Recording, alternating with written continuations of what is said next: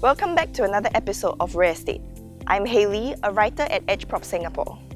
Today we're circling back to the topic that kick-started this series over a year ago, the en bloc market. The first half of the year has seen collective sale activity pick up pace in both residential and commercial sites. The en bloc market is highly cyclical and typically peaks every 5 years. The last wave surged in 2017 before cresting in July 2018, when tighter property cooling measures were implemented. However, since the start of 2021, market watchers anticipate that the next en bloc wave is imminent, as unsold private residential inventories run down and developers look to top up their land banks.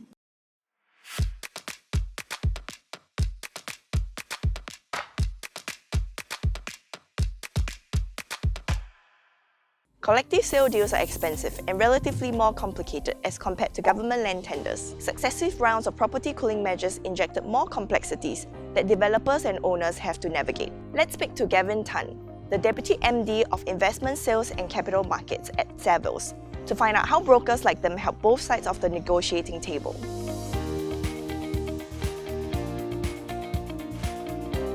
I think from the developer's point of view, they are eagerly looking to replenish their land bank. However, because of the increased associated risk with development, they have also been very cautious. They are price sensitive. They are sensitive to the size of the development as well as location. From the owner's point of view, we have been facing more reluctant owners in joining the collective sale because of the increase in replacement costs and because of the new ABSD framework. When an owner is a foreigner, the additional buyer's stamp duty which they are exposed to is much higher, and therefore they are more reluctant to join in. To ensure a successful collective sale, we have been working closely with our regional offices to reach out to new-to-market buyers. We will introduce them to established local developers to complete the match-up in order to ensure the success of the collective sale. The demand outlook remains strong. Developers are actively looking to replenish their land bank. However, government land sale sites, in terms of supply, is fairly limited. In 2022, the total number of units available is just under 6,300 units. So given the limited number of sites, given the size of some of these sites, developers will have to seriously consider the private collective sale market as a means to replenish their land bank. We are experiencing more inquiries from owners and getting more requests for proposals for collective sale sites. The speed at which how many sites will be launched in the market is largely dependent on how quickly each of the sites are able to achieve the 80% mandate, and that will have a direct bearing on the number of successful collective sale sites for the rest of the year. EdgeProp has timely and in-depth information on collective sales and tenders. To find out more, head to edgeprop.sg or use our en bloc calculator to find out your condo's en bloc potential. Next, I will speak with Tan Hong Boon, Executive Director of Capital Markets at JLL Singapore, to find out why en bloc cycles seem to occur in regular year cycles, as well as the balance between private land sales and government land tenders.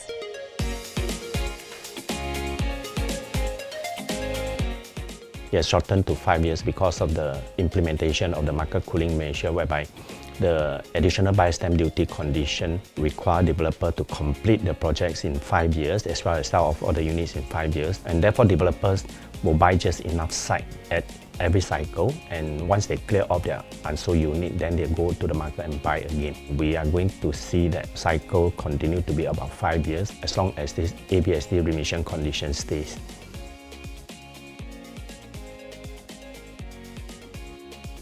Government's long-term intention for the residential market is for the prices to move in tandem with economic growth. Over the years, the government had tried to provide sufficient land so that developer can have sufficient supply of residential units into the market to avoid price fluctuation. So this is how the government intended to regulate the market in terms of stabilizing prices. Government land sales program continue to be the main source of residential land supply into the market. When there's a shortage in the market, you will tend to see that developers turn to en bloc or collective sale market for their supply for residential land.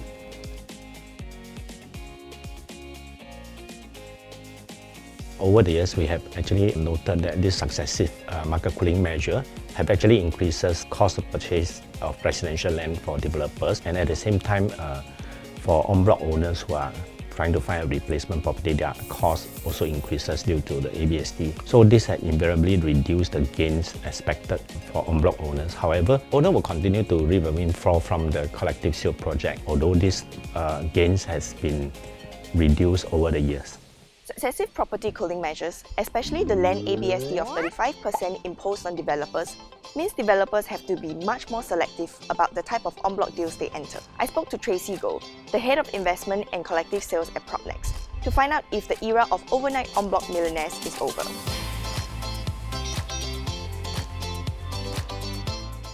Initially, the reaction was a big yes, but last month, when Singhai bought the record-breaking site at 1.28 billion at Diamond Road, that put the market at ease because this sale signifies that the developers are confident about the real estate market and confident to sell out these projects in 5 years. So as long as the site is good, the developer will still proceed to buy GLS and collective sale site.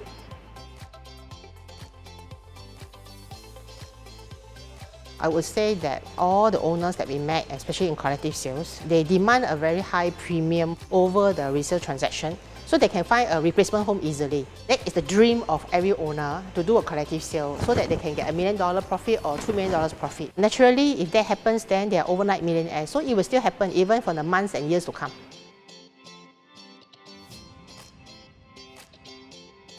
For developer to evaluate any land site, whether it's a GLS or collective sale, they must like the site first. They must see the strong selling point of a site. I give you an example. Our lakeside apartment, they like the site because of the spectacular view. As long as they can see that they can make a decent profit in the new launch project, then they will still go for it.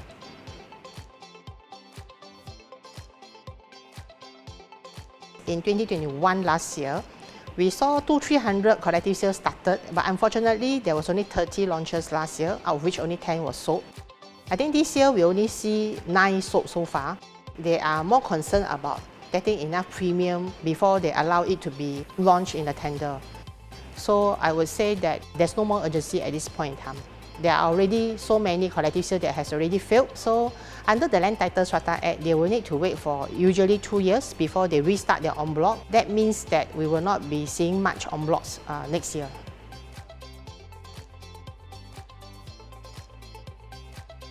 The impact of resale prices is definitely a big negative factor in our collective sales. It's actually causing the owners to rethink whether or not they should support the collective sale because they are finding that the premium is getting lesser and lesser. But sometimes our collective sale launch, if they are too expensive in the market, you also see a lot of en bloc sites that was no bidder, right? Because the price is too high.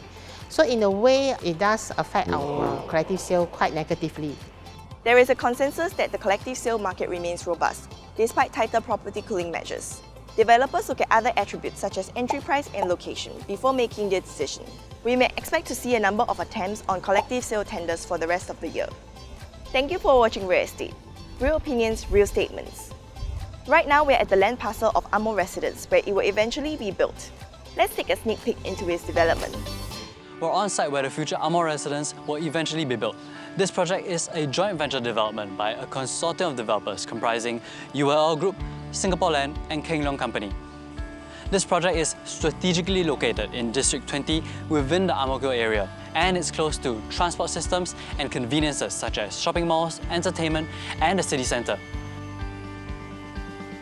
It's also a 5-minute walk to Mayflower Station on the Thomson East Coast Line, and it's served by major expressways like the SLE, CTE and eventually the North-South Corridor. With such transport connectivity at its footstep, what more could a development ask for? Armour Residence is also in a prime location that is within 1 kilometre of Ai Tung Primary School, Ang Mo Kio Primary School and CHRJ St. Nicholas Girls' School. Let's head to the show flat to take a closer look at this development.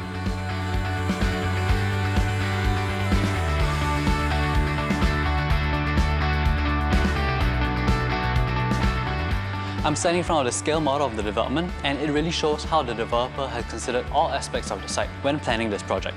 Armour Residence sits on a 136,400 square foot site with a 99-year leasehold tenure. And this 372 unit development has a mix of 2 to 5 bedroom units that range from 614 square foot to 1,475 square foot, with 3 penthouse units. Now, the entire development is expected to be completed by 2026. As you can see, residents will be greeted by a very spacious arrival hall, and this leads to some of the facilities that can be found in the condo, such as the clubhouse and one of the function rooms. Now, we can see that one of the blocks is slightly elevated, and this shows how the developer has considered the elevation of the land when planning this project. From the back of the site, we can see more of the amenities that residents can enjoy, such as the 50-meter lap pool, which has a nice quiet cabana area. Now, the rest of the site at the back has been set aside for green and open spaces, and the other amenities can be found evenly distributed throughout the site.